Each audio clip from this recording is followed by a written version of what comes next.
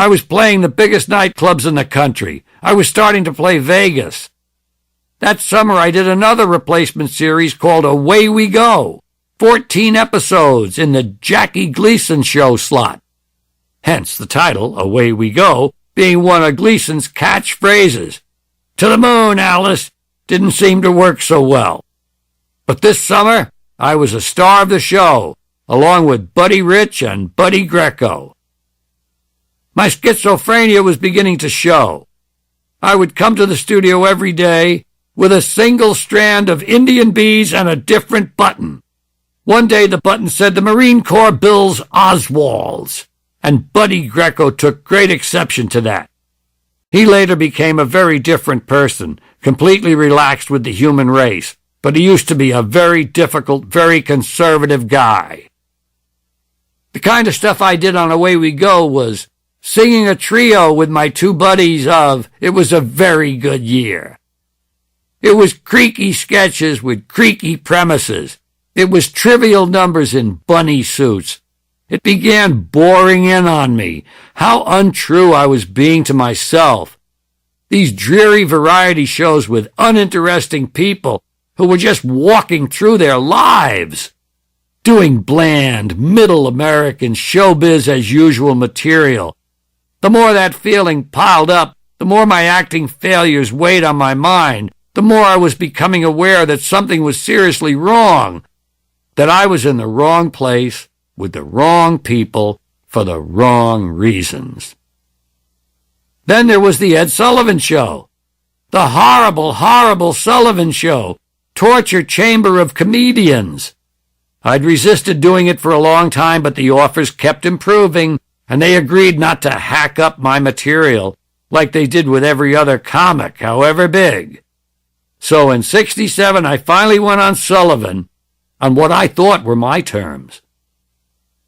The Ed Sullivan Show's worst weapon of torture was that it was live. There were no second takes on Sullivan. If you fucked up, all America saw it. If Mr. Pastry dropped his plates, or Jackie Mason gave Ed the finger, there were no do-overs, no cutaways, no edits, no apologies were accepted. There was additional pressure. The studio audience knew the show was live, too.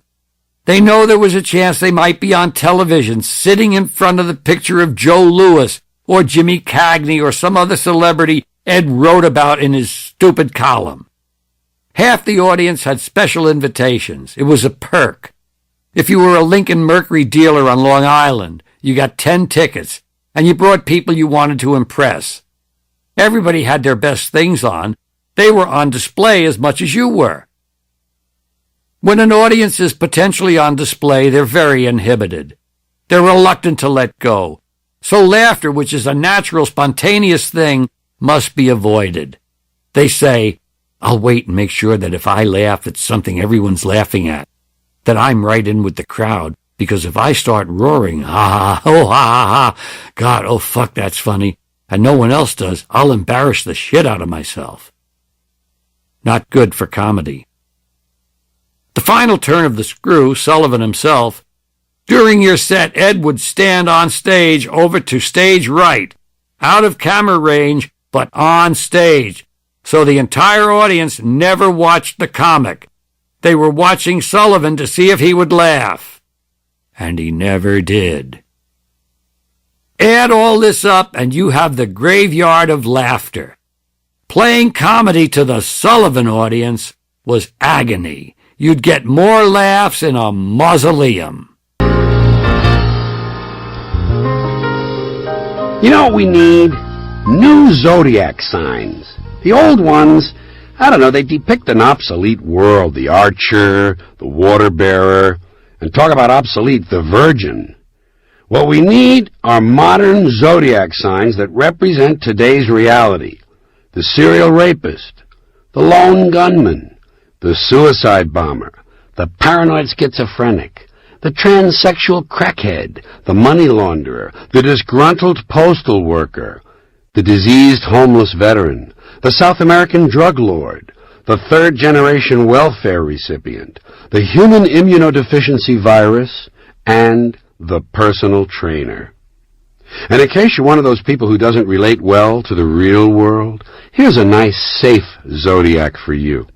The soccer mom, the sensitive male, the special needs child, the role model, the overachiever, the jogger, the little leaguer, the recycler, the anchor person, the codependent, the Domino's delivery boy, and the recovering shop.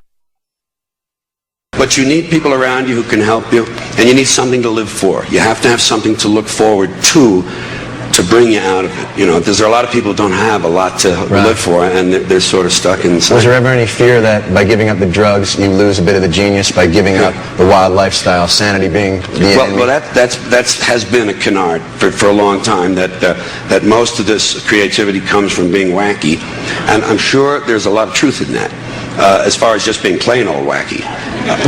Where the drugs are concerned and alcohol, they do seem to open a window for you. They do seem to broaden the vistas at first. The thing you have to do is learn when, you know, it's like all these great writers who became drinkers. You have to sort of, like, I find with pot, I'm not a big drug user anymore, but I have always a joint somewhere near me. I don't, hidden. Might be hidden. And what I do, and I hardly touch it maybe once a month, that would be frequent for me. But when I'm writing something, and I write perfectly straight, perfectly sober, and I write a whole lot of stuff, 6, 7, 8, 9 pages, and I really pour it out, the next day, one hit is all I need now. One hit, and it's punch-up time.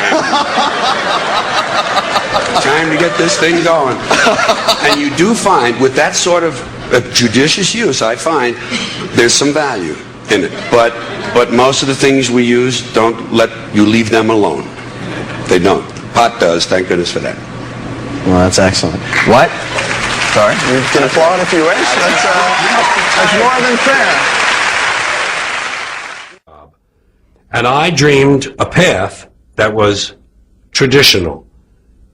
Comedian, disc jockey, comedian, actor, big success. A mainstream dream. Meanwhile, what I really was an outlaw and a rebel, because I had lived that kind of life. I got kicked out of 3 different schools. I got kicked out of the Air Force. I got kicked out of the choir. I got kicked out of the altar boys. I got kicked out of summer camp. I got kicked out of the Boy Scouts. And I quit school at 9th grade. Instead of our differences, because that's all you ever hear about in this country is our differences. That's all the media and the politicians are ever talking about, the things that separate us, things that make us different from one another. That's the way the ruling class operates in any society. They try to divide the rest of the people. They keep the lower and the middle classes fighting with each other so that they, the rich, can run off with all the fucking money.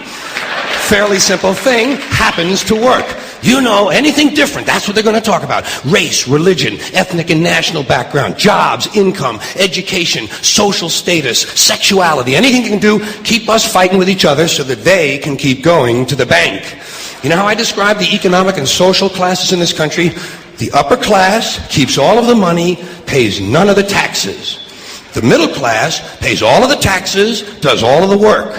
The poor are there just to scare the shit out of the middle class.